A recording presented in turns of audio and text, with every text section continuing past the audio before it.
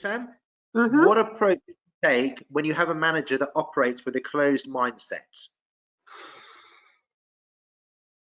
I suppose I would want to know how that appears. So what is that closed mindset? And I would also want to exchange some dialogue with that manager. So I would start off with what those ideas are, or what it is you're trying to achieve where you feel you're receiving the closed mindset in return. And then I would start to explore what concerns they may have. So ask them what it is that they are actually concerned about in a nice way. Just say, you know, this is what I'm trying to do, this is what I'm trying to achieve.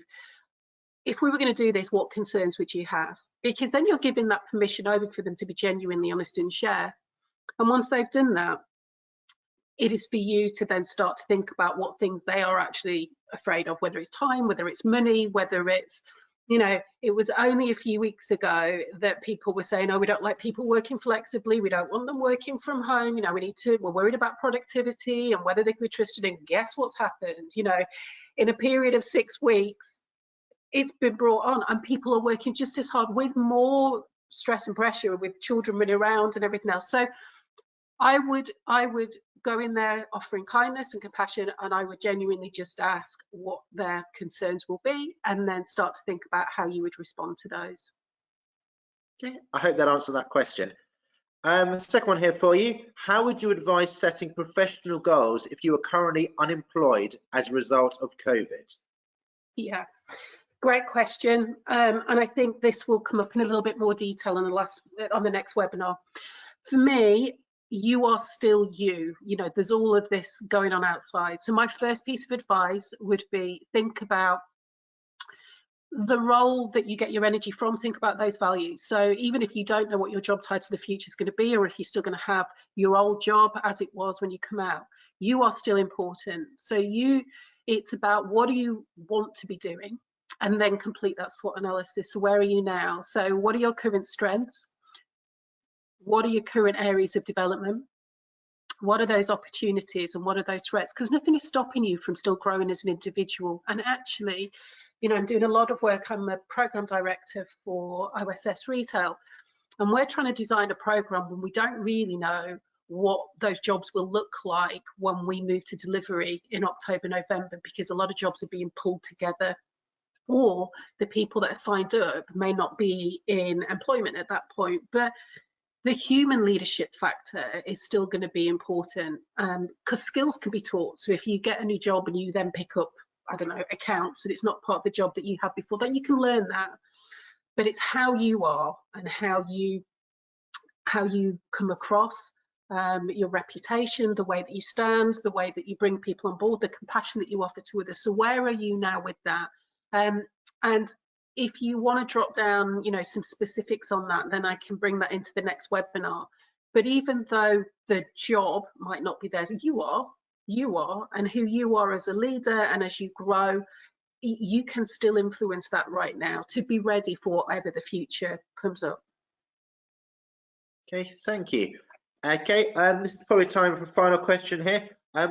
What would you, oh, it's just a spin. What would you suggest doing when your goals aren't for the job you're currently in, but unable to achieve due to the current situation?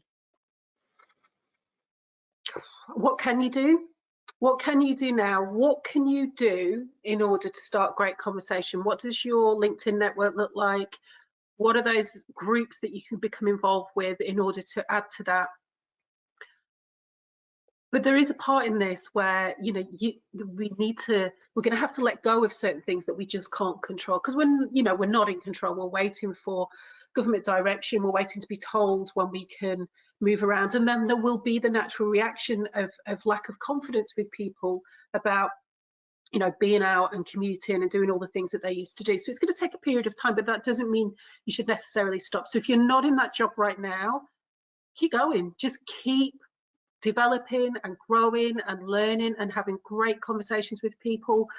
And as I say, social media is amazing. There's so much stuff that's being offered for free, like today, that you can jump on board with to start to develop the leadership skill set that you will need as you move forward in your career. Okay, thank you. I do have one question here, which I think we've got time for.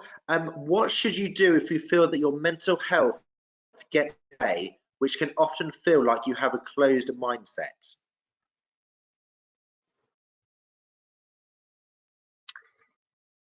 It's an interesting one, and my career, I'm in I help people with well-being. I'm not a mental health specialist, and nor would I pretend to be. So I would go back to what's just been offered and say, well, how are you? You know, is there further professional and compassionate support that you need right now? And reach out for that, whether it's the Samaritans, whatever. Have a conversation with somebody that is a professional in mental health. However,